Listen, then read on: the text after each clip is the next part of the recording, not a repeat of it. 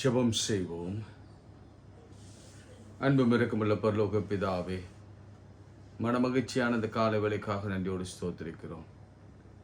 அதிகாலையிலே உம்மை கிருபையை தேடி, இரக்கத்தை தேடி, தயவை தேடி, முதலாவது தேவனுடைய ராஜ்யத்தினுடைய நீதியும் தேடுங்கள், பிறகு இவையெல்லாம் உங்களுக்கு கூட கொடுக்கப்படும் என்ற வார்த்தையை நம்பி எங்கள் பரம பிதாவை தரிசிக்க வந்திருக்கிறோம். யோபுவின் வீட்டை விசாரிக்க வந்த என் ஆண்டவர், அதிகாலையிலே விசாரிக்க வந்த ஆண்டவர், எங்கள் வீட்டையும் அதிகாலையிலே விசாரிக்க வந்தபடினாலே உமக்கு நாங்கள் நன்றி செலுத்துகிறோம். நீர் அதிகாலை இருட்டோடு எழுந்திருந்து வனாந்தரங்களிலே நீ போய் ஜெபித்தது போல நாங்களும் எங்கள் வீடுகளிலே தனி அறைகளிலே நாங்கள் ஜெபிக்க நீர் கொடுத்த இந்த பெரிய ஸ்லாக்கியத்துக்காக நன்றி செலுத்துகிறோம். இது உம்முடைய சுத்த குருபை ஆண்டவரே. ஆண்டவருமை தேடுகிறவர்கள் என்று வெட்கப்பட்டு போனதே இல்லை ஆண்டவரே. சிங்கக்குட்டிகள் தாட்சியடைந்து பட்டினியாக இருக்கும் கர்த்தரை தேடுவர்களுக்கோ ஒரு நன்மையும் குறையப்படாது. உம்மை தேடுகிறவர்கள் உன்னை கண்டடைவார்கள் என்ற வார்த்தையின்படியே நான் தரிசிப்போம் ஆண்டவரே. எங்கள் அந்நிய கண்கள் அல்ல, எங்கள் சொந்த கண்களே உம்மை பார்க்கும். நீர் கொடுத்த சுகம், ஆரோக்கியம், பலன், ஜீவன், நீடிய ஆயுள், பிள்ளைகளுக்கான ஆசீர்வாதம், பண தேவைகளை சந்தித்து எங்களை ஆசீர்வதித்த அந்த கிருபைக்காய் ஸ்தோத்திரம். நேற்றைய தினத்திலே நீர் செய்த மாபெரும் கிருபைக்காக உமக்கு நன்றி செலுத்துகிறோம். இரவிலே நீர் பாராட்டின தயவுக்காக உமக்கு ஸ்தோத்திரம் செலுத்துகிறோம். இயேசுவின் நாமத்தில் ஜெபிக்கிறோம் நல்ல பிதாவே, ஆமேன். அதிகாலை உன் திருமுகம் தேடி அர்ப்பணித்தேன் என்னையே என்ற பாடலை, தெரிந்த பாடலை நாம் பாடுவோம். அதிகாலையில் உம் திருமுகம் தேடி அர்ப்பணித்தேன் என்னையே, ஆராதனை துதி ஸ்தோத்திரங்கள் அப்பனை உமக்கு தந்தேன். ஆராதனை துதி ஸ்தோத்திரங்கள் அப்பனை உமக்கு தந்தேன். இந்த நாளில் ஒவ்வொரு நிமிடமும் உந்தன் நினைவால் நிரம்ப வேண்டும். இந்த நாளில் ஒவ்வொரு நிமிடமும் உந்தன் நினைவால் நிரம்ப வேண்டும். என் வாயின் வார்த்தையெல்லாம் பிறர் காயம் மாற்ற வேண்டும். என் வாயின் வார்த்தையெல்லாம் பிறர் காயம் மாற்ற வேண்டும். ஆராதனை ஆராதனை ஆராதனை ஆராதனை ஆராதனை ஆராதனை ஆராதனை ஆராதனை அன்பரே சுராஜனுக்கே, ஆவியான தேவனுக்கே. அன்பரே சுராஜனுக்கே, ஆவியான தேவனுக்கே. உந்தன் ஏக்கம் விருப்பம் எல்லாம் எந்த இதய துடிப்பாக மாற்றும். எந்த ஏக்கம் விருப்பம் எல்லாம் உந்தன் இதய துடிப்பாக மாற்றும். என் ஜீவ நாட்கள் எல்லாம் ஜெப வீரன் என்று எழுதும். என் ஜீவ நாட்கள் எல்லாம் ஜெப வீரன் என்று எழுதும். ஆராதனை ஆராதனை ஆராதனை ஆராதனை ஆராதனை ஆராதனை ஆராதனை ஆராதனை அன்பரே சுராஜனுக்கே, ஆவியான தேவனுக்கே. அன்பரீசுராஜனுக்கே ஆவியான தேவனுக்கே. கைகளை உயர்த்தி ஆண்டவரே, நான் நிர்மூலமாகாமல் இருப்பது கிருபையே, சத்துருவை மேற்கொள்கிற கிருபைய நீர் நம்முடைய மகனாகிய இயேசு கிறிஸ்துவின் வழியாக நீர் பரிசுத்தாவி உதவியோடு நாங்கள் பெற்றுக்கொள்கிற கிருபை தந்திருக்கிறீர். எமக்கு ஸ்தோத்திரம். எங்கள் தேவைகள் எல்லாம் பரலோகத்திலிருந்து நீர் எங்களுக்கு ஒவ்வொன்றாக நிறைவேற்றி வருகிற தயவுக்காய் ஸ்தோத்திரம். ஏதோ பலவீனத்தோடு நம்முடைய பாதப்படியில் அமர்ந்திருக்கிற நிறைய ஃபீவர்ஸ், நிறைய தலைவலி, நிறைய குளிர், நிறைய செஸ்ட், நுரையீரல் சம்பந்தமான வியாதிகள் மத்தியில் நோக்கி பார்க்கிறவர்களுக்கு இந்த வேளையில் கர்த்தர் விடுதலை கொடுப்பீராக. எஸ் லார்ட், உடைய பிள்ளைகள் இரும்பிலிருந்து, உடைய பிள்ளைகள் சளி தொந்தரவிலிருந்து ஒரு விடுதலை ஆகட்டும் என்று நான் ஜெபிக்கிறேன். அவர்களுக்காக கரம் உயர்த்துகிறேன். எல்லா வியாதிகளும், எல்லா நோய்களும், எல்லா பலவீனங்களும், எல்லா உபத்திரவங்களும், எல்லா மன கிளேசங்களும் இயேசுவின் நாமத்தில் இப்போது அகன்று போகட்டும். எங்கள் வறுமை நீங்கட்டும். எங்களுக்கான வேலை வாசல்கள் திறக்கப்படட்டும். திருமண வாழ்க்கைக்கான வாயில்கள் இப்பொழுது திறக்கப்படட்டும். அநேக தகப்ப தம் மகளுக்காக கதறி கொண்டிருக்கிறீங்க. நிச்சயமாகவே ஒரு நல்ல முடிவு உண்டு. உங்க நம்பிக்கை வீண் போகாது. ஒரு தாய் தம் மகளுக்காக கதறுகிறதை கர்த்தர் பார்க்கிறார். உன் விண்ணப்பத்தை கேட்டார்.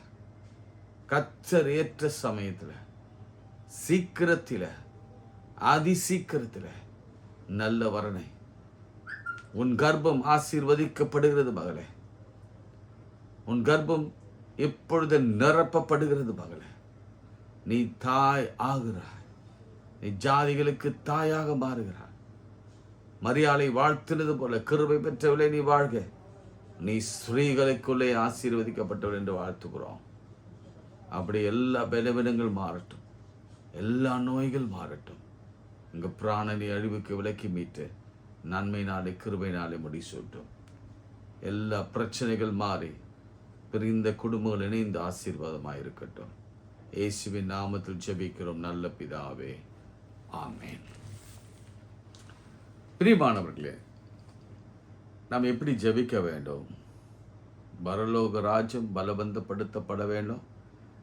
பலவந்தப்படுத்துகிறவன் அதை பிடித்து கொள்கிறான். அதிலிருந்து ஆரம்பித்து கண்ணீரின் ஜெபத்தை முற்றிலுமாக நாம் பார்த்தோம்.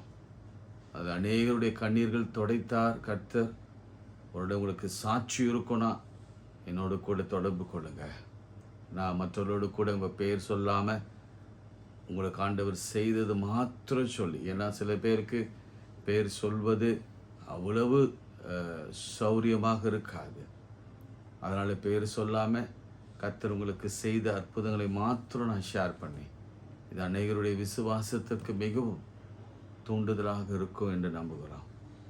அதே மாதிரி இன்றைக்கும் கூட நேற்றைய தினத்தில் நாம் பார்த்தோம், நாம் நிர்மூலமாகாமல் இருப்பது கர்த்தருடைய சுத்த கிருபையே. அவருடைய இரக்கங்களுக்கு முடிவில்லை, அவை காலைதோறும் புதியது என்ற வார்த்தையை பார்த்தோம். இன்று இன்னொரு வார்த்தை நீதிமொழிகள். நீதிமொழிகள்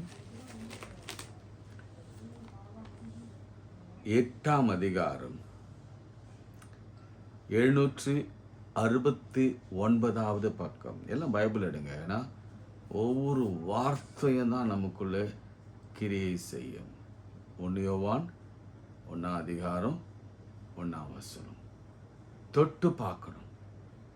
இப்படி தொட்டு பார்த்தா தான் அந்த வார்த்தை நமக்குள்ளே கிரியை செய்யும்.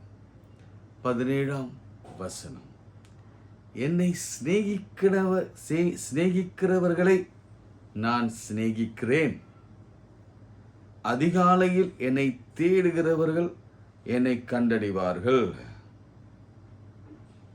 எதுக்கு தேடணும் தெரியுங்களா?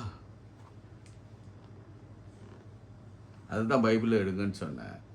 ஒருவேளை நீங்கள் பைபிள் எடுக்கலைன்னா அடுத்து வரப்போகிறத உங்களால் பார்க்க முடியாது. அடுத்த வசனத்தை உங்கள் கண்களால் பார்க்க முடியாது. நான் வாசிப்பேன், காதலால் கேட்பீங்க, ஆனால் அது உங்கள் கண்களாலே பார்க்க முடியாது. எப்பவுமே கண்களுக்குள்ளே பார்க்க, விசுவாச கண்களுக்குள்ளே பார்க்க நான் உங்களை உற்சாகப்படுத்துகிறேன். ஐஸ்வர்யமும் கனமும் நிலையான பொருளும் நீதியும் என்னிடத்தில் உண்டு உண்டு. என்னை சிநேகிக்கிறவனுக்கு 20ஆம் வசனம், என்னை சிநேகிக்கிறவர்கள் மெய்ப்பொருளை சுதந்திரிக்கும்படிக்கு அவருடைய களஞ்சியங்களை நான் நிரப்பும்படிக்கு.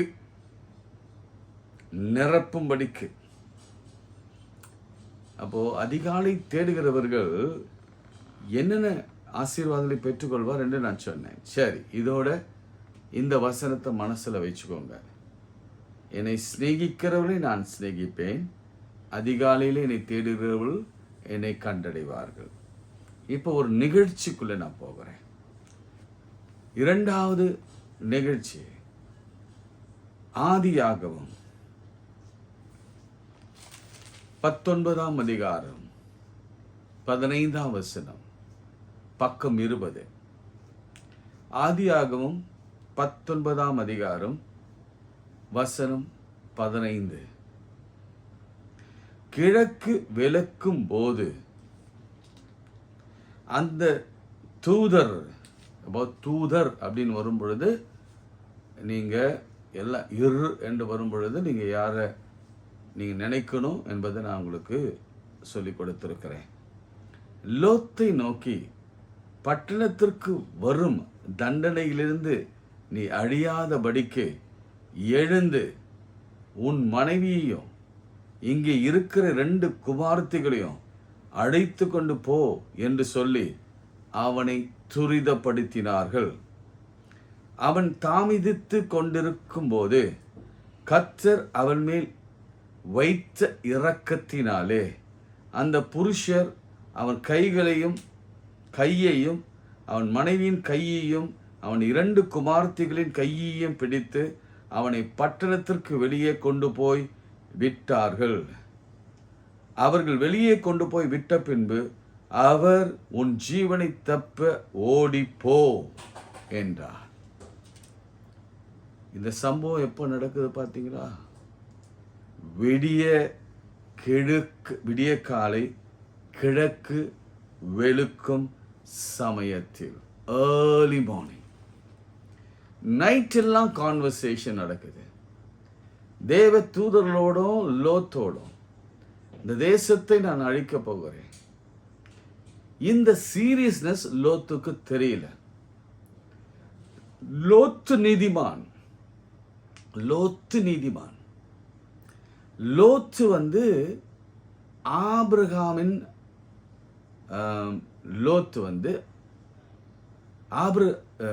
ஆபிரகாம் லோத்துக்கு சித்தப்பா. அப்படின்னா லோத்துடைய அப்பாவும் ஆபிரகாமின் அப்பாவும் அண்ணன் தம்பிங்க. அவர் ஒரு பக்கம், நீங்க இதுக்கு முந்தி இருக்கிற அதிகாரத்தை வாசித்தீங்கன்னா இதுல ஒரு அழகான வார்த்தை இருக்கு. பேசிலாம் முடிச்சிடுறாரு.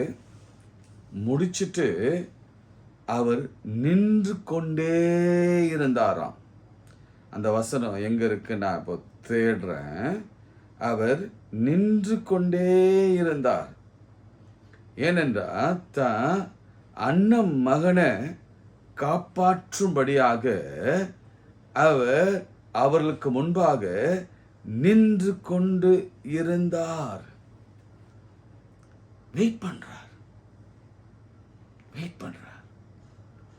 அப்புறம் பாருங்க, இப்போ இதை படிச்சிங்க. நைட் எல்லாம் கான்வர்சேஷன் நடக்குது. நான் அழிக்க போகிறேன். ஏன்னா அவருடைய பாவம் கூக்குரல் பரலோகத்தை எற்றினது. பரலோகத்திலிருந்து நியாய தீர்ப்பு தலையின் மேலே தொங்கிக் கொண்டிருக்கிறது.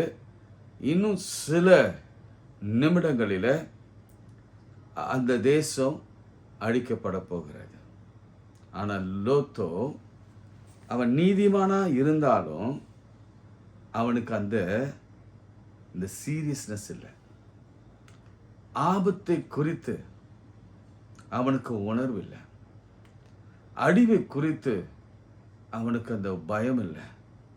அவன் இன்னும் காலதாமதப்படுத்தி கொண்டே இருந்தான். அதுதான் வேதம் சொல்லுகிறது. அவன் காலதாமதப்படுத்தி கொண்டான். பிரியமானவர்களே, காலதாமதப்படுத்தினா நம்ம வாழ்க்கையில் அழிவிலிருந்து நம்ம தப்பித்து கொள்ள முடியாது. நம்ம லேட் பண்ண பரலோகத்திலிருந்து வருகிற நியாய தீர்ப்பு நம் தலைமையிலே தொங்கிக் கொண்டே இருக்கிறது. அது எப்போது விழும் என்று தெரியாது. அதனால நாம் துரிதமாய் சில காரியங்கள் செய்ய வேண்டும். இன்னும் காலம் செல்லாது. அதான் வேதம் சொல்லுகிறது புதிய ஏற்பாட்டில், இன்னும் காலம் செல்லாது. நம்ம சீரியஸாக ஆக்ட் பண்ண வேண்டிய கடைசி நாட்களில் வந்திருக்கிறோம். அதனால் நாளைக்கு நான் ஜெபித்துக் கொள்கிறேன், எனக்கு வயசான பிறகு நான் இதை ஜெபிக்கிறேன், அல்லது எனக்கு தேவையான பொழுது தான் நான் ஜெபிப்பேன், அப்படிலாம் இந்த காலத்தில் இருக்க முடியாது. ஒரு நாள் ஜெபிக்கலனாலும் அவருடைய கிருபையை நாம் போக்கடைக்கிறோம். அந்த ஒரு நாள் கிருபை கட்டு. தினந்தோறும் அவருடைய கிருபை இருக்கு. நீங்கள் ஒரு நாள் அவருடைய கிருபையை நீங்கள் கேடலைன்னா அந்த ஒரு நாள் கிருபை கட்டு. ரொம்ப ஜாக்கிரதையாக இருக்கணும். இப்போ பாருங்க, அவங்க துரிதப்படுத்துகிறத நான் இன்னும் வாசிக்கிறேன். இந்த பட்டணம் வரும் தண்டனையிலேருந்து அழியாதபடிக்கு, இப்போ நீங்கள் காலையில் ஜெபம் பண்ணீங்கன்னா அழியாதபடிக்கு கர்த்தர் உங்களையும் உங்கள் பிள்ளைகளையும் என்னையும் எங்கள் பிள்ளைகளையும் கர்த்தருடைய பிள்ளைகளையும் கர்த்தர் காப்பார். ஆமென் சொல்லுங்க, ஆமென் சொல்லுங்க.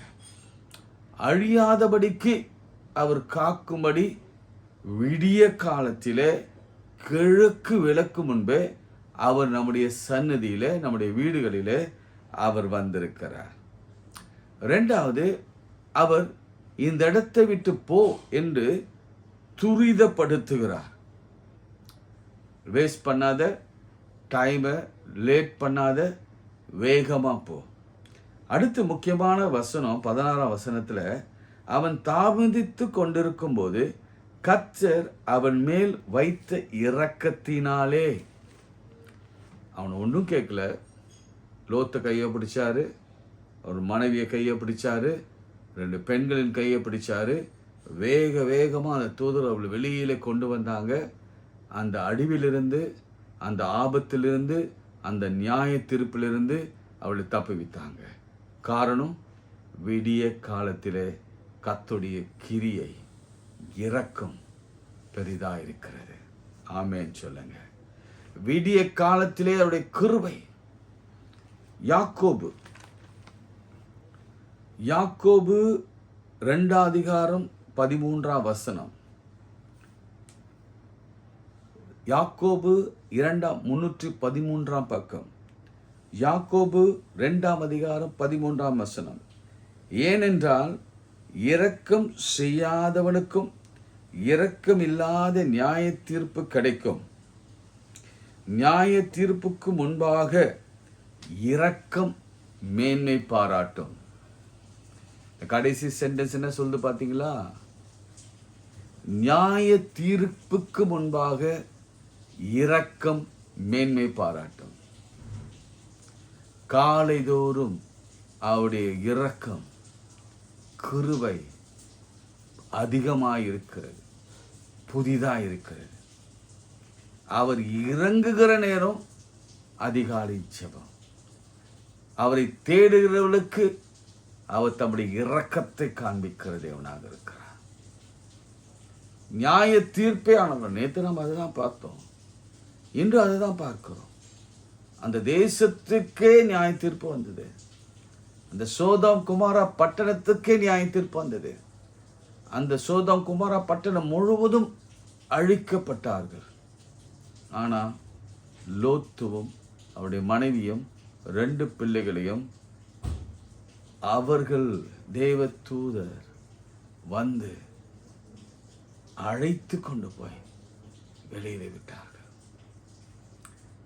பிரியமானவர்களே, இந்த ஒரு சாட்சியை நான் உங்களுக்கு சொல்ல வேண்டும். இந்த கோவிட் 2வது ஃபேஸ் சமயத்தில் ரொம்ப சுருக்கமாக சொல்கிறேன். ஏற்கனவே நான் சொல்லியிருக்கிற போது எல்லாருக்கும் உக்கிரமா எல்லாருக்கும் பரவி கொண்டிருந்தது. இப்போ எனக்கும் அப்படிப்பட்ட ஒரு சூழலில் தான் நான் ஒரு ஆலயத்தில் பணியாற்றி கொண்டிருந்தேன். என்னோடு இருந்த அப்படி ஊழியத்தை நாங்கள் செய்து கொண்டு தான் இருந்தோம். என்னுடைய ட்ரெஷரர், என்னுடைய செக்ஸ்டன், இவரோடு கூட தான் நாங்கள் ஊழியத்தை மேற்கொண்டிருந்தோம். அப்படி ஒரு சனிக்கிழமை ஞாயிற்றுக்கிழமை நாங்கள் ஊருக்கு கிளம்பணும். சனிக்கிழமை என்னுடைய ட்ரெஷருக்கு ஒரு கோல்டு எஃபெக்ட் ஆச்சு. நம்ம சண்டே ஆன்லைனில் முடிச்சுட்டு நான் நான் வீட்டுக்கு போகணும் என்று பாஸ்லாம் வாங்கிட்டேன். எல்லாம் அரேஞ்ச் பண்ணிட்டேன். நான், என்னுடைய மனைவி, 2 பிள்ளைகள், என்னுடைய பெற்றோர்கள், வயசான பெற்றோர்கள், அவர்கள் எல்லாருக்கும் பாஸ் வாங்கி கார் அரேஞ்ச் பண்ணியாச்சு. அன்றைக்கி காலையில் மண்டே காலையில் கார் எடுத்தாச்சு, கிளம்ப போகிறோம். ட்ரெஷர் நான் வரேன்னு சொன்னார். இல்லை, ஏன் நீங்கள் வர வேணாம், நாங்கள் கிளம்புறோம்னு சொன்னோம். அதன் பிறகு நடந்தது என்னன்னா, நாங்கள் ஊருக்கு போய் சேர்ந்தோம். திங்கட்கிழமை நான் என்னுடைய ட்ரெஷரோட பேசினேன், செக்ஷனோட பேசினேன். செவ்வாய்க்கிழமை 2 பேர்கிட்ட பேசினேன்.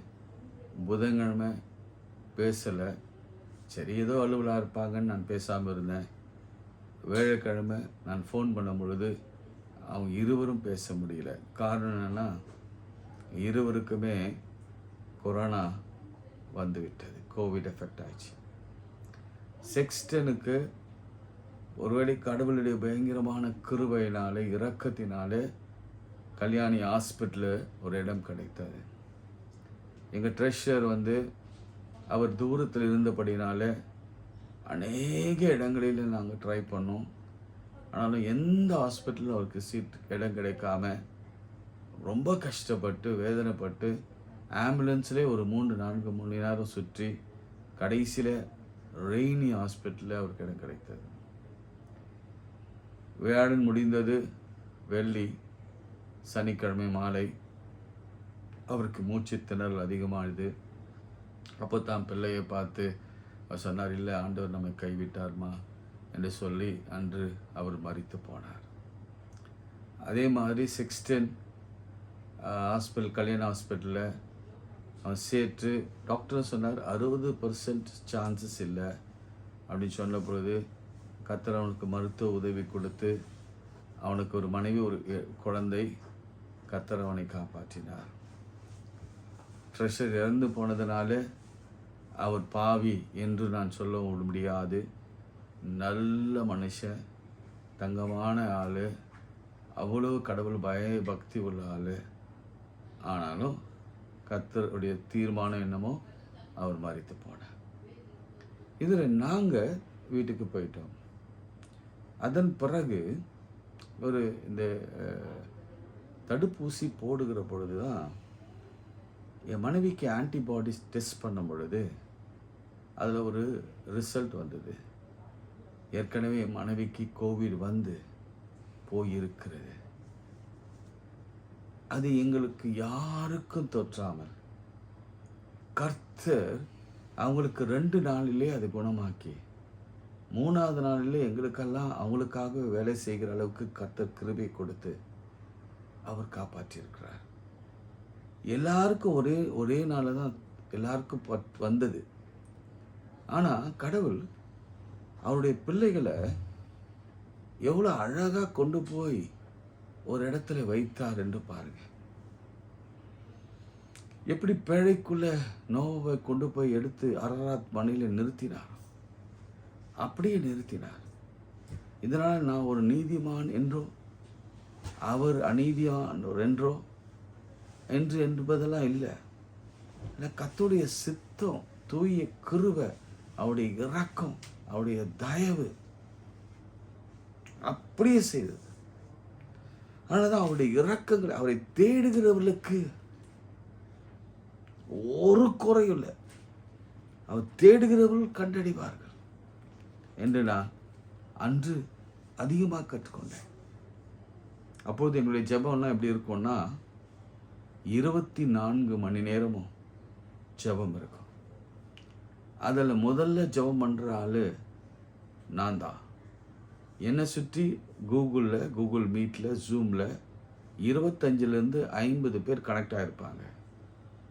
எத்தனை மணிக்கு எழுந்து ஜெபம் பண்ணணும் தெரியுமா உங்களுக்கு? 2:45 மணிக்கு 4ஆம் ஜெபம். இந்த 2:45 மணிக்கு ஆரம்பித்து அது 3:45 போகும், சில நேரம் 4:45 போகும். தொடர்ந்து ஜெபம் பண்ணி கொண்டிருந்தோம். கர்த்தரை தேடுங்க, அப்போது பிழைப்பீங்க. இது என் வாழ்க்கையிலே நடந்த சாட்சி. இப்படி உங்கள் வாழ்க்கையில் நடந்த சாட்சியை நான் கேட்பேன்னா நீங்கள் நிறைய சொல்வீங்க. இந்த ரோத்துவை அதிகாலையில் அடிந்து போகாதபடிக்கு அவர்கள் மேல் வைத்த இரக்கத்தினாலே ஆபத்திலிருந்து, நியாய தீர்ப்பிலிருந்து, சோதனையிலிருந்து, அழிவிலிருந்து என் தேவன் காப்பாற்றினார். உங்களையும் என்னையும் அவர் காப்பாற்றுவார், நிச்சயம் காப்பாற்றுவார். அதனால தான் இந்த அதிகாலை ஜெபத்தை நாம் ஏறெடுக்க வேண்டும். ஆபிரகாமும் இருட்டோடு அதிகாலையில் எழுந்தபடினால தான் நீங்கள் அந்த முந்தி வசனத்தை பார்த்தீங்கன்னா லோத்துக்காக கால் கடுக்க நின்று தேவனிடத்தில் பரிந்து பேசி எத்தனை நீதிமான்களிருந்து ஆரம்பிப்பார் தெரியுமா? ஆண்டவருக்கே கோபம் வருகிற அளவுக்கு அவர் ஆண்டவரிடத்து கூட நான் பேசுகிறேன், பேச துணிந்தேன், என்னை தண்டியாதீங்க அப்படின்னு சொல்லி தான் அவர் ஆரம்பிப்பார். அப்படி அவர்களுக்காக பரிந்து பேசி நீங்கள் 50-100 நீதிமான்கள் இருந்தால் நீங்கள் அழிப்பீங்களோ? அவர் கேட்பார், அப்படி அழிப்பீங்களா? இல்லை, அழிக்க மாட்டீங்க. அப்போ எத்தனை 5 நீதிமான்கள் இருந்தால் என்று வரும். பெரியமானவர்களே, இதெல்லாம் உங்கள் சாட்சியாக மாறுங்க. அதிகாலையிலே ஜெபிக்கிறவங்களுக்கு நீங்கள் பகலில் நீங்கள் எத்தனையோ அழிவுகளை கேட்குறோம். இப்போ ரீசெண்டாக ஒரு பெரிய சோக சம்பவம், ஒரு ஆக்சிடென்ட். மனசு பதறுது. ஒரு சின்ன குழந்தை. இப்படிப்பட்ட விபத்துகளிலிருந்து, இப்படிப்பட்ட அழிவுகளிலிருந்து, இப்படிப்பட்ட நியாய தீர்ப்புகளிலிருந்து, இப்படிப்பட்ட வேதனையிலிருந்து, இப்படிப்பட்ட வறுமையிலிருந்து, இப்படிப்பட்ட நம்மளுக்கு விரோதமாக எழும்புகிற சத்துருவின் கிரியிலிருந்து, வியாதியிலிருந்து, பலவீனத்திலிருந்து, மரண கண்ணியிலிருந்து காப்பாற்றுகிற ஒரே ஆயுதம் விடிய கால அதிகால ஜெபம்தான். என் அனுபவத்திலிருந்து நான் சொல்கிறேன். ஒருவேளை அந்த 2:45 ப்ரேயர் நான் ஆரம்பிக்கலைன்னா என் குடும்பம் இன்றைக்கு உயிரோடு இருந்திருக்க வாய்ப்பே இல்லை. ஆனால் என்னுடைய பழக்கம், ஏன்னா ஒரு மெய்ப்பெண் தைரியமாக சொல்ல முடியும், 5:30 மணி ஜெபம். ஆவடியில் இருக்கும் பொழுதெல்லாம் 5 மணி ஜெபம். அந்த 40 நாட்களும் 5 மணிலேருந்து 6 மணி வரைக்கும் ஜெபம். மந்தவழியில் வந்த பிறகு 5:30லேருந்து 6 ஜெபம்.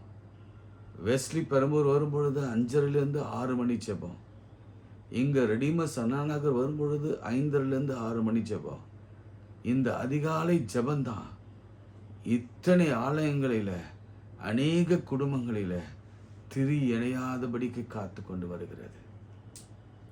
எனக்கு மாத்திரமல்ல, ஜெபிக்கிற ஒவ்வொரு குடும்பங்களிலும் இந்த ஆச்சரியம், இந்த அற்புதம் நடந்து கொண்டு தான் இருக்கிறது. உங்களையும் நான் என்கரேஜ் பண்ணுறேன். வாழ்க்கையில் நன்மை இல்லை, ஆசீர்வாதம் இல்லை, அழிவை நோக்கி போய் கொண்டிருக்கிறோம், நியாய தீர்ப்பில் இருக்கிறோம், சாபத்தில் இருக்கிறோம், ஆபத்தில் இருக்கிறோம், நிர்விசாரமாக இருக்கிறோம், வேகமாக இல்லை, எல்லாவற்றிலும் ஸ்லோவாக இருக்கிறோம்.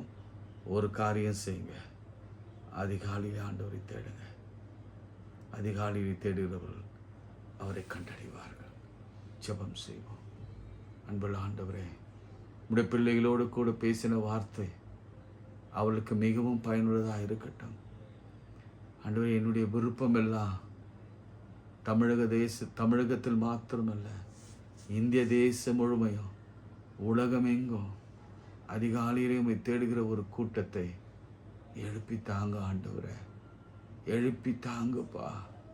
இதை கேட்கிற ஒவ்வொரு பிள்ளைக, அதிகாலையிலே ஜெபிக்கிற பிள்ளைக, ஒவ்வொரு பிள்ளைகளும் குறைந்தது 5 பேராவது அதிகாலையிலே ஜெபிக்க தூண்டும்படி கிருபை பாராட்டுங்க. இந்த நிகழ்ச்சி அநேகருக்கு அறிமுகப்படுத்தி, அநேகர் அதை சப்ஸ்கிரைப் பண்ணி, அநேகருக்கு ஷேர் பண்ணி, அதிகாலையின் ஜெபத்தை முக்கியத்துவத்தை பெற்றுக்கொள்ள கர்த்தர் கிருபை பாராட்டுங்க. நீங்கள் எத்தனையோ ஊழியக்காரர்கள் எடுத்துக்குவேன், ஆண்டவராகிய இயேசு கிறிஸ்து தொடங்கி ஏன் கர்த்தரே ஏதேனில் பகலின் குளிர்ச்சியான வேலையில தான் தம் பிள்ளைகளை சந்திக்க வந்தார். ஆதாம் ஏவாளும் அவளோடு கூட உறவாடினாங்க, சந்தோஷமாக இருந்தாங்க. அப்படின்றப்போ இயேசுவானவரும் அதிகாலையிலே எழுந்தார். யோபு அதிகாலையிலே எழுந்தார். ஆபிரகாம் அதிகாலை எழுந்தார். இப்போ லோத்து அதிகாலை எழுந்தார். நாளைக்கு யாக்கோபு அதிகாலை எழுந்து என்ன செய்தார், அவருக்கு கிடைக்க பெற்ற ஆசீர்வாதம் என்ன என்பதெல்லாம் குறித்து நாங்கள் சிந்திக்க இந்த அதிகாலை ஜெபத்தின் வல்லமையை எங்களுக்கு தார். நாளைக்கு இன்னைக்கு ஜெபிக்கிற பிள்ளைகளுக்கு, இன்றே ஒரு பொருத்தனையோடு ஜெபிக்கிற பிள்ளைகளுக்கு ஒரு அற்புதத்தை செய்யுங்க. திருமண தடைகள் மாறட்டும், குழந்தை தடைகள் மாறட்டும், குழந்தை பிறக்கட்டும், கேன்சர் கட்டிகள் விலகட்டும், டிவி நோய்கள் விலகட்டும், எலும்பு சம்பந்தமான வியாதிகள் மறையட்டும். ஆண்டவரே, ஈரல்கள் சம்பந்தமான வியாதிகள் மறையட்டும், கல்லீரலில் இருக்கிற பிரச்சனைகள் மறையட்டும், கிட்னியில் இருக்கிற ப்ராப்ளம்ஸ் மறையட்டும், கணையத்தில் இருக்கிற ப்ராப்ளம்ஸ் மறையட்டும், கண்களில் இருக்கிற ப்ராப்ளம்ஸ் மறையட்டும். ஆண்டவரே, அதிகாலையிலே சுகத்தை கொடுக்கிற கர்த்தர், இரக்கத்தை காண்பிக்கிற கர்த்தர், நம்முடைய இரக்கம் பெரியது ஆண்டவரே. அது ஒரு அழகான வசனம் வரும், அதிகாலையிலே தான் நான் இறங்குவேன் என்று ஆண்டவர் சொல்லி, அந்த வசனம் ரொம்ப ரொம்ப ஆச்சரியமா இருந்தது. அவங்க நிர்விசாரமா இருந்த போதிலும் ஆண்டவர் அவர்கள் சொல்லுகிறார், கர்த்தர் அவர்கள் மேல் வைத்த இரக்கத்தினாலே. யாக்கோபிலே நம்ம வாசித்தோம், நியாய தீர்ப்புக்கு மேலே அவருடைய இரக்கம் பெரிதா இருக்கிறது. இறங்குங்க ஆண்டவரே, உடைய பிள்ளைகள் இறங்குங்கப்பா. அவர்கள் தினந்தோறும் ஜெபிக்கிற கிருபையை தாங்க. அநேகருக்கு ஆசீர்வாதமாக வைங்க. பெற்றோர்கள், உடன் பிறந்தவர்கள், நண்பர்கள், வேலையில்லாதோர், கல்வியிலே ஒரு வெற்றியை தேடிக்கொண்டிருக்கிறவர்கள், தோல்வியிலிருந்து ஜெயத்தை பெற விரும்புகிறவர்கள் அனைவரையும் ஆசீர்வதித்து ஜெயம் கர்த்தரால் வரட்டும், கர்த்தரால் வரட்டும். இயேசுவின் நாமத்தில் ஜெபிக்கிறோம் நல்ல பிதாவே, ஆமென். நமது ஆண்டவராகிய இயேசு கிறிஸ்துவின் கிருபை, பிதாவாகிய தேவனுடைய அன்பு, பரிசுத்த ஆவியின் ஐக்கியம் நம் அனைவரோடும் இன்னும் சதாக்கள் நிலைத்திருப்பதாக. ஆமென்.